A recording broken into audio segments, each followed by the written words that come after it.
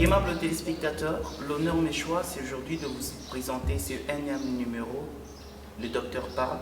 C'est une émission qui reçoit pour vous les spécialistes dans la matière. Ce sont des docteurs, des formateurs, des pasteurs, ceux-là qui sont en train de vouloir voir les pasteurs prospérer dans le ministère noble, les pasteurs qui sont pratiquement le modèle de tous les chrétiens. La Bible dit, n'oubliez pas, dans le livre de Corinthiens, Paul est en train de dire, soyez mes imitateurs, comme je le suis pour Christ. Alors il est très important que les pasteurs soient informés. Voilà pourquoi nous recevons pour vous des docteurs spécialistes dans la matière, qui sont pratiquement les formateurs de cette académie pastorale qui vient de s'ouvrir sur la ville de Lubumbashi.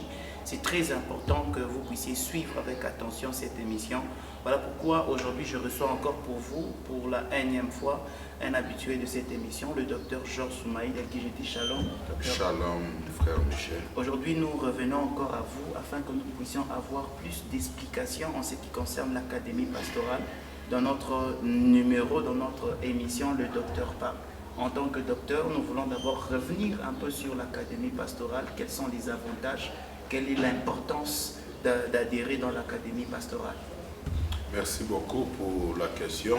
J'aimerais d'abord remercier la chaîne qui nous reçoit aujourd'hui, dans la chaîne, parce que nous savons Dieu n'ouvre pas quelque chose, ne plante pas quelque chose dans la vie sans pour autant avoir des principes et des intentions par rapport à la bénédiction de son peuple. Alors, l'académie pastorale, si nous devons en parler dans le cadre de l'émission de Docteur Parle, parce que d'abord nous sommes des formateurs. Nous sommes avertis, nous avons été préparés, enseignés pour que nous puissions être formateurs de formateurs, formateurs de pasteurs, enseignants de pasteurs. Et nous savons que chaque chrétien, chaque serviteur et chaque pasteur vient de quelque part ayant son père spirituel, dont on dit autorité morale ou son géniteur dans la foi, selon les appellations et selon les croyances des gens. Mais au-delà de ces choses, il y a une réalité, il y a des choses que nous ne pouvons pas apprendre à l'Église. Il y a des choses qu'on ne peut pas enseigner à l'Église, comme l'éthique pastorale, être pasteur. Nous avons vu, parce que nous sommes aussi des pasteurs avant d'être des docteurs, nous nous sommes vus avant d'être consacrés. On vous retire dans la prière, jeûne et prière, on vous prépare par rapport à votre spiritualité, avant de recevoir l'onction, avant de recevoir l'huile, et puis on vous consacre. Mais le métier pastoral, la fonction pastorale, le travail pastoral n'est pas appris à la chair. Non, ça s'apprend à l'académie. Et nous avons trouvé utile, après des années, parce que l'histoire des réveils de l'église de Congo est connue, mais après beaucoup d'années, nous constatons jusqu'à ce jour, l'église des réveils connaît ces défaillances par rapport à la formation pastorale.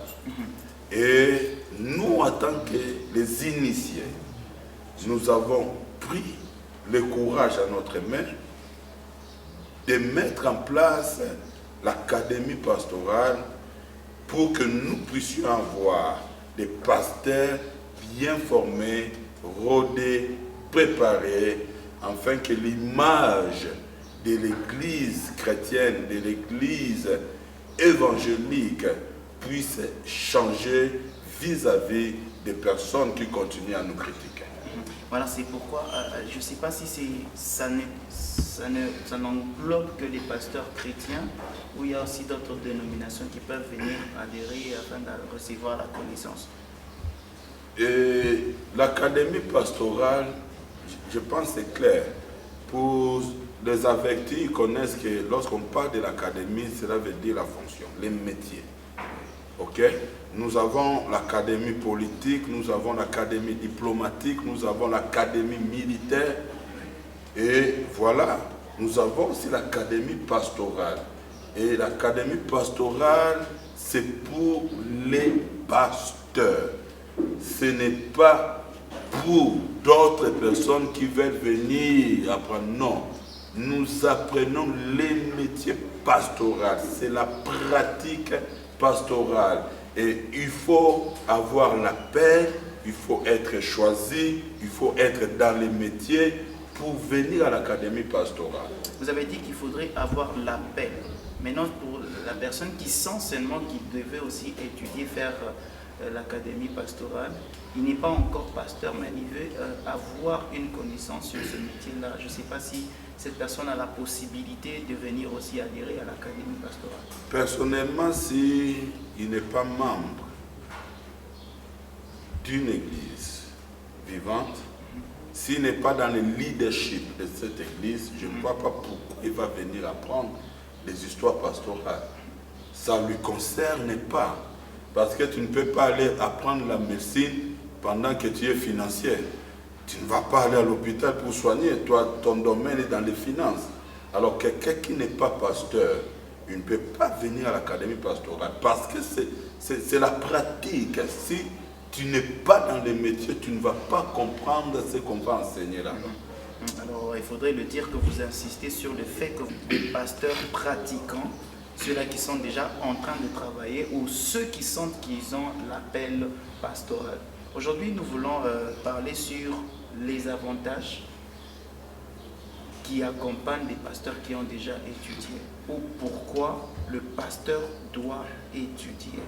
C'est très important de se poser cette question.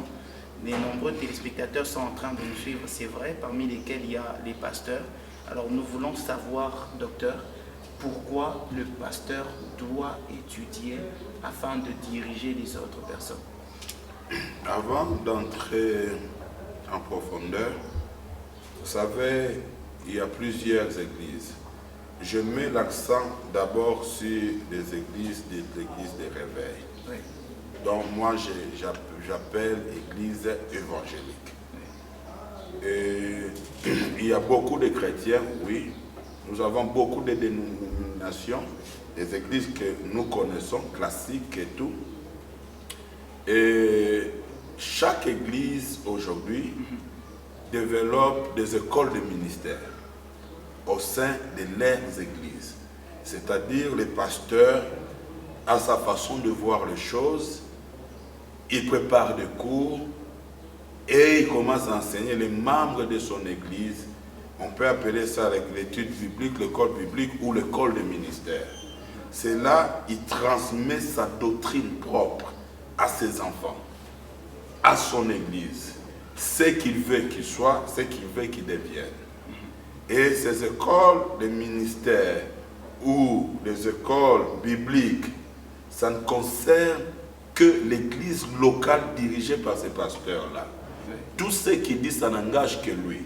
Tout ce qu'il peut donner comme orientation et doctrine, c'est lui et son église, par rapport à son appel, à la vision que Dieu lui a donnée. De l'autre côté, à part les écoles de ministère, les écoles bibliques, nous avons la théologie. Et la théologie, il y a 5 sortes de théologie. Beaucoup de gens ignorent cela. Un pasteur peut se lever et dire, je veux faire la théologie. Et il peut aller n'importe où. C'est bien. Mais il a quel appel pour aller faire la théologie? Qui l'oriente? Il a demandé le conseil auprès de qui? Parce que nous sommes des experts dans le domaine. Nous connaissons ce que c'est la théologie et quels sont les types de théologie. Je peux essayer de citer pour... Allez-y, question d'informer en passant. Oui, parce que l'émission, c'est le docteur parle. Et moi, j'aime parler pour informer les gens qui nous écoutent. D'accord. Ok? Alors, nous avons la théologie géographique. si nous regardons dans nos Bibles, Louis II ou autres, nous trouvons il y a des schémas, des voyages, des villes et tout, et ceci. Oui. Ce n'est pas n'importe quel pasteur qui peut interpréter ça. Que Jésus a quitté Galate pour aller au niveau de Judée, il est monté, Jéricho et tout. C'est une théologie géographique. Et ces gens-là maîtrisent même les kilomètres. Donc, si je pose la question aux pasteurs qui me suivent là, quelle est la distance ou le kilomètre entre Galilée et Jérusalem? Beaucoup ne connaissent pas. Ils vont dire que ça n'amène pas au salut, tout ça. Voilà, ça c'est la réponse fuyante. C'est ce que nous disons en termes. Parce que nous sommes des leaders. Nous sommes des représentants de la philosophie, de la pensée de Dieu. Nous les pasteurs, nous sommes les chrétiens modèles. Nous sommes les chrétiens types. Cela veut dire que nous maîtrisons ce que nous devons donner au peuple. Et cette question-là de poser Galilée et Jérusalem, c'est combien de kilomètres? C'est biblique. Même si ça n'amène pas au ciel, mais quelqu'un qui étudie, qui lit la Bible, se retrouve là-bas, il se pose la question où Jésus s'est retrouvé devant Jéricho, il y a l'aveugle, l'homme qui était là, qui avait besoin d'être visité, guéri par le Seigneur Jésus-Christ. Jésus venait d'où? Ça lui a pris combien de temps pour arriver là-bas et il allait où? Celui qui entre à profondeur de l'étude biblique a besoin de cette réponse-là. Donc ça peut l'aider même à développer une certaine patience dans la marche pour aller vers les âmes. Voilà. Donc ça peut lui donner pratiquement ce que le Seigneur était en train de faire comme sacrifice afin d'atteindre d'autres vies pour annoncer l'évangile. Exact. C'est très important pour les gens qui font la missiologie. Ok? On ne peut pas négliger ce domaine-là. Nous formons des évangélistes et des missionnaires. Donc nous envoyons au champ. Et vous dites à quelqu'un, quittez le point A vers le point B. Toi-même, le pasteur, tu ne connais pas la distance. Ça fait combien de kilomètres? Tu ne sais même pas ça va lui coûter combien. Voilà pourquoi on envoie les gens comme ça. Ils font premier jour, deuxième, troisième, ils se fatiguent. Parce que le pasteur n'a pas la notion de la géographie biblique. Et il y a la théologie géographique, comme je disais, qui est étudiée par les spécialistes qui nous ont fait ces croquis, qui nous parlent de ces choses. Nous avons la théologie historique, dont on parle d'histoire de la Bible. Tout ce que nous suivons là, on nous dit, on nous relate, tout ce que les pasteurs, mes collègues pasteurs prêchent, il y a des gens qui maîtrisent ces choses, qui ont étudié l'histoire de la Bible du début jusqu'à la fin. Ok? Donc ils ont pratiquement apporté ce qu'on a. Comment est-ce que la Bible a été canonisée? Comment est-ce qu'on est sorti de tels livres aux 66 livres de la Bible? Comment est-ce qu'on a rendu ces livres-là pratiques? Bon, Voilà, donc le pasteur classique, celui qui n'a pas étudié, sait seulement qu'il y a 66 livres dans la Bible. Mais il ne sait pas qu'il y avait beaucoup de livres qui ont été sélectionnés. Vous comprenez? Donc, il faut étudier ces choses-là. Parce qu'un enfant, un chrétien, vient auprès de son père qui est le chrétien type, le modèle type, pour dire, j'ai vu telle Bible. Je peux dire, il tombe entre les mains d'une Bible qui a d'autres livres que lui ne connaît pas dans le Louis II. Parce que je prends Louis II, c'est ce que nous les évangéliques, on a commencé à étudier. Il y a 66 livres et parlons qu'il y en a ceux qui ont 72 livres. Voilà. Avec le Maccabée 1, Maccabée 2, Judith, Sagesse et tout ça. Donc vous comprenez que le pasteur qui n'a pas étudié n'a pas l'information à donner à l'enfant là qui pose la question. Et si les gens ne comprennent pas ce que je dis, les enfants qui sont à côté de leur père maintenant, pendant qu'ils suivent l'émission, posez-leur la question. Si vous aurez la réponse qu'il faut. C'est ceux qui se sont assis pour étudier, qui maîtrisent ces choses. Alors, à part la théologie historique, nous avons la théologie archéologique. Ok? Tout ce que nous avons comme découverte. Aujourd'hui, les gens commencent à faire des voyages en Israël. Regardons, on dit c'était ça l'arbre des Zachée, sycomore. Et là, c'est le tombe de Jésus. Là, c'est ceci. Il y a des gens qui ont étudié ça. Des chercheurs, des gens qui ont fait la théologie. Ok? Alors, à part ça, nous avons quatrième sorte de la théologie pragmatique. La théologie pragmatique, nous avons là-dedans les branches. Et c'est là où nous trouvons la théologie musulmane, la théologie catholique, la théologie méthodiste, la théologie kimbanguiste, la théologie évangélique, la théologie protestante. Libérale aussi. Et libérale. Donc tout ça c'est dans la théologie pragmatique. C'est la pratique sur terrain, selon ta croyance. Mais nous voyons aujourd'hui, les pasteurs ne connaissent pas les sortes de ces théologies-là. Théologie baptiste, théologie quoi et tout. Et vous voyez un évangélique, quelqu'un qui est un pentecôtiste, qui va étudier à la théologie protestante. Ou qui quitte, il va étudier à la théologie de chez les baptistes, ou libéral, ou encore il va chez les kimbanguistes. La conséquence c'est quoi? Quand il rentre avec la connaissance, la doctrine là-bas, il amène ça maintenant dans les églises de réveil. Il amène ça dans sa communauté, il amène ça. Et voilà pourquoi on ne sait plus comprendre qui est protestant, qui est méthodiste, qui est kimbanguiste, qui est... Les pasteurs se confondent et aujourd'hui on parle de l'écuménisme. Pourquoi? Parce que celui-ci a étudié là-bas, celui-ci a étudié là. Les doctrines, les gens mélangent le tout. Et ça, c'est un problème. Pourquoi? Parce qu'ils ne veulent pas demander conseil. Je vais faire la théologie, que j'aille où? Alors, je vais terminer cinquième sorte de théologie. C'est la théologie académique. La théologie académique, et c'est l'ensemble de ces quatre théologies réunies. Ok? Ça fait la théologie académique.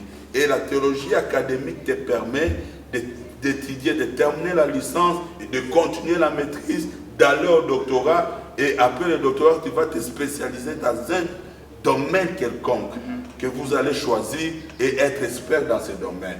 Et nous avons la grâce au Congo qu'il y a des théologiens, des docteurs qui ont fait la théologie académique.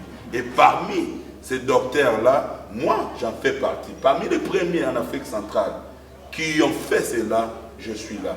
Voilà pourquoi le docteur doit parler. Je ne peux pas me taire. Nous sommes en train de parler. Vous comprenez que notre émission, c'est le docteur parle. Alors permettez que le docteur puisse parler. Alors docteur, vous avez dit que le pasteur a tous les droits de pouvoir étudier parce que c'est lui le chrétien type.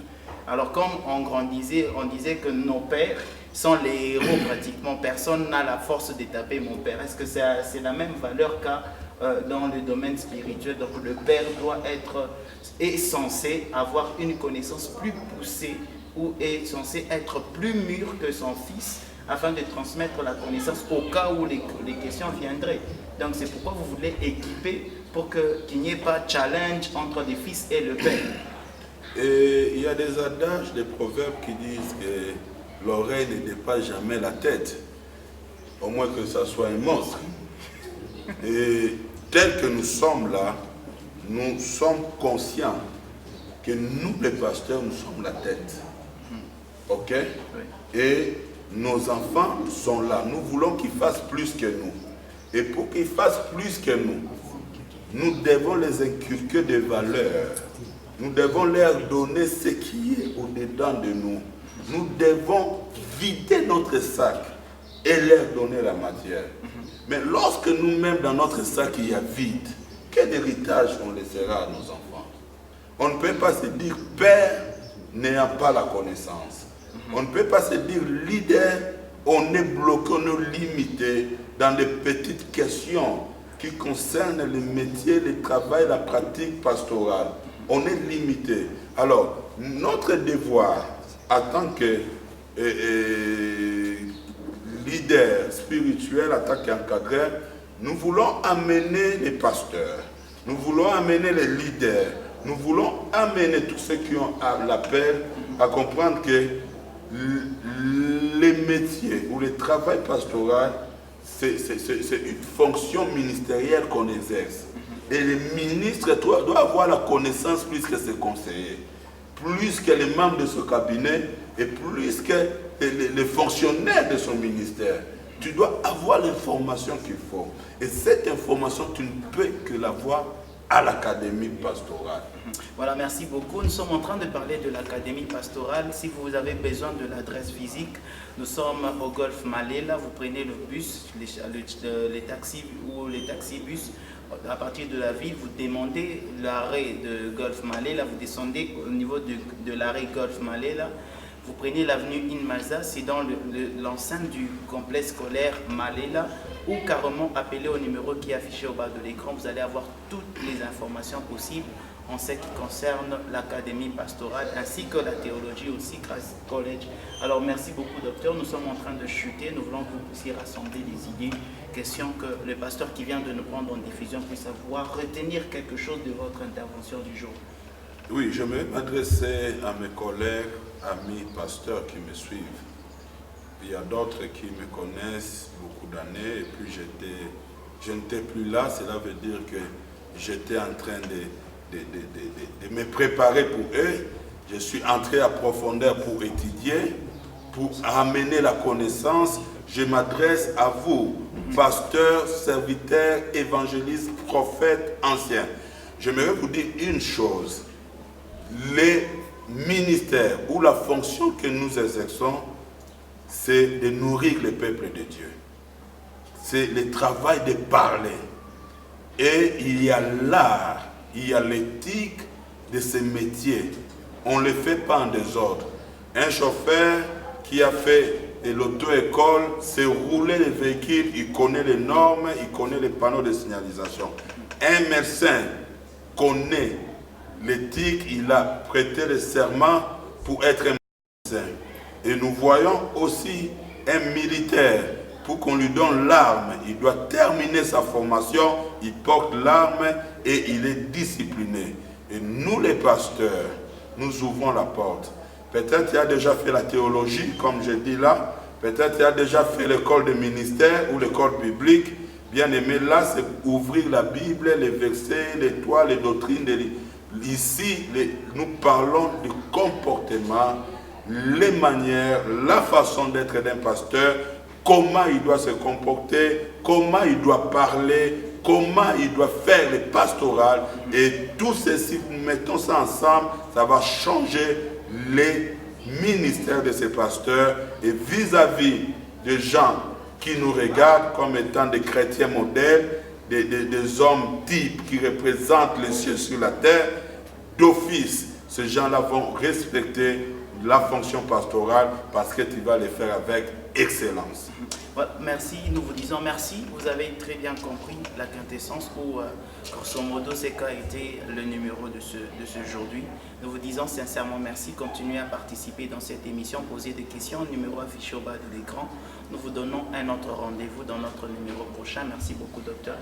Merci frère Michel et nous espérons que tous les pasteurs qui nous ont suivis et qui continueront à nous suivre vont venir étudier et vont envoyer même les membres qui ont l'appel, leurs enfants qui ont l'appel de venir s'acquérir. Nous disons, c'est tous les pasteurs, que tu sois diplômé, que tu ne sois pas diplômé, que tu parles Tsholuba, Swahili, Lingala, anglais, français, tant que tu es dans le ministère, venez, nous avons pris des dispositions pour votre formation. D'ici là, portez-vous bien. Nous vous laissons en compagnie de Golgotha Télévision. Que la paix soit avec vous. Shalom chez vous. Nandini, Nandini, bye bye kenda balbina ngatumbo ezapole. Nandini, Nandini, simali sekwane amati likolo. Nandimie, Nandimie, si mana nyonso kome manga.